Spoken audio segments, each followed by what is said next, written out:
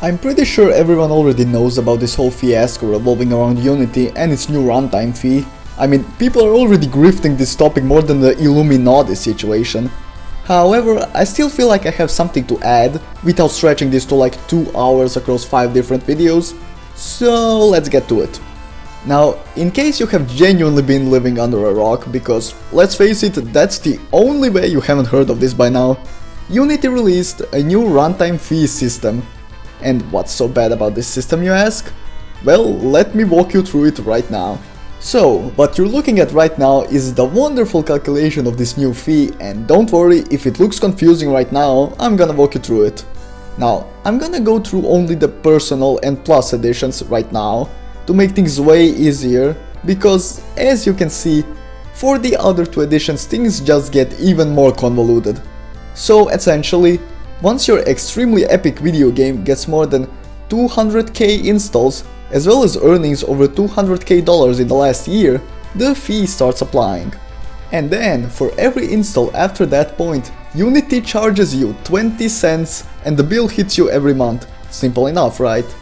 Well, if you have a Pro or Enterprise version, then the fee will be dependent on how many installs you have every month.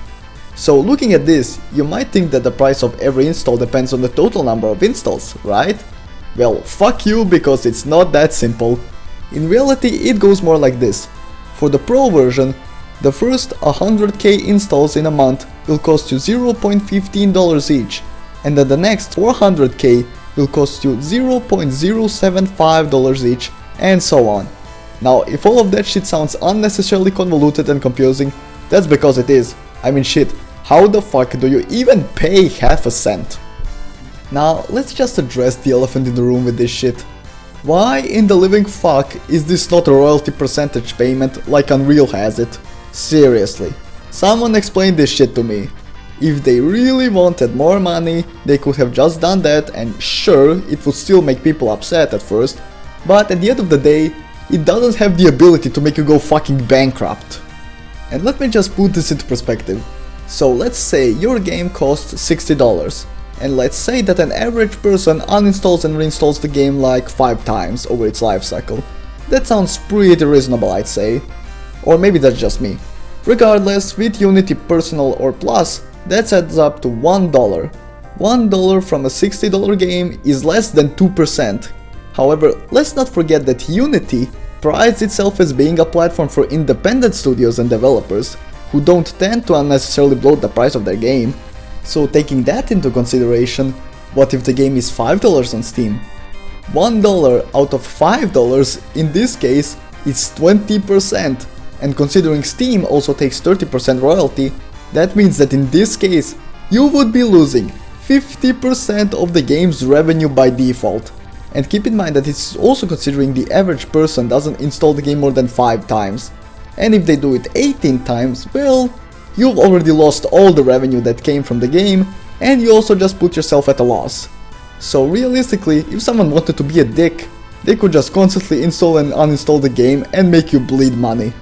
And while I wouldn't be opposed to that being done to something like the infamous Yandere dev game, aka the game that uses underskirt photos of less than of-age girls as its currency, in most other situations that can be quite a fucking shit show, and that's putting it lightly. However, to get back on topic, as you can clearly see, the ones getting hurt by this change the most are the smaller games and independent studios, who would have guessed.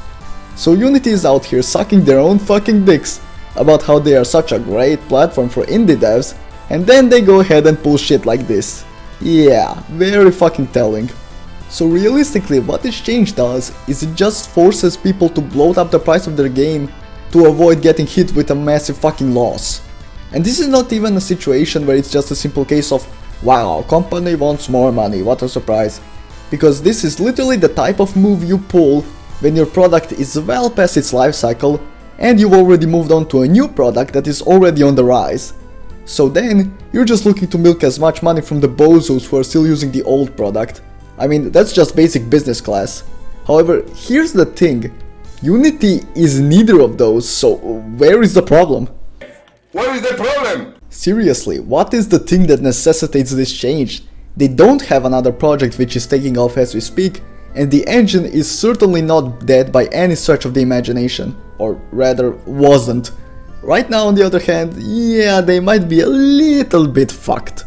I mean, multiple developers have already spoken out against this, and so have the employees in the company, which are quitting as we speak. And yes, I just summed up a 15-minute video in that one sentence. If you know, you know. And no, don't ask me if your answer is correct, because the video in question was so generic I don't even remember it. Back to the point, not only will this change just encourage more pump and dump games with absolutely zero soul and zero content in it, this change will also literally just cause a bunch of developers to migrate to a different engine. I mean, Cult of the Lamb developers came out and said that they had multiple projects all planned for Unity, which they are now getting to delay because they need to learn a different engine. While not verbatim, that's basically the implication. And yes, I am also aware they made a joke on Twitter, X, about how they're deleting Cult of the Lamb, and yes, that was indeed a joke as clarified by them. Other than that, other engines, namely Godot, however you say that shit, I heard everyone pronounce it differently.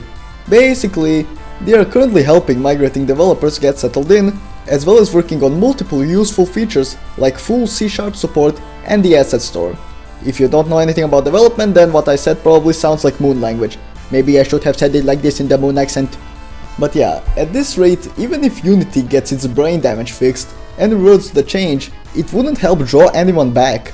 Because think about this, you just spent all the time and resources porting your project to a different engine, and now you have to spend that same time and resources again to port it back. So all those resources are basically gone into the goblet of fire. If you don't have a backup, that is. And even then, why would you continue to use the engine that tries to fuck you over now that you already commit to switching it?